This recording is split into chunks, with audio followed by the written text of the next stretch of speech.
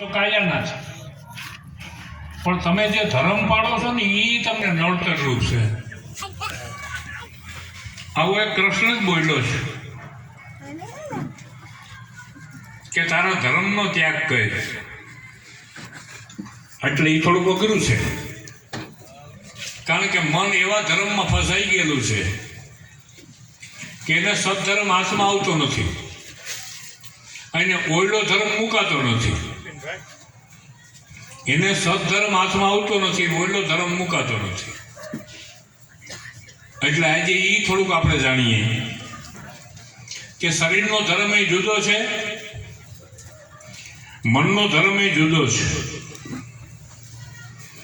મનને જો ધર્મ સમજાઈ જાય, વળી મનની માળા જુદી છે, મનની માળા જુદી છે. એ મનને જો પકડાવીએ તો બીજા નંબરમાં શરીર ભગત થાય એમ નથી. કોઈ હિસાબે જન્મતે જાય તે શુદ્ર. આ માના પેટે આવેલું શરીર નાશવંત છે અને એ ભગત થાય એમ નથી.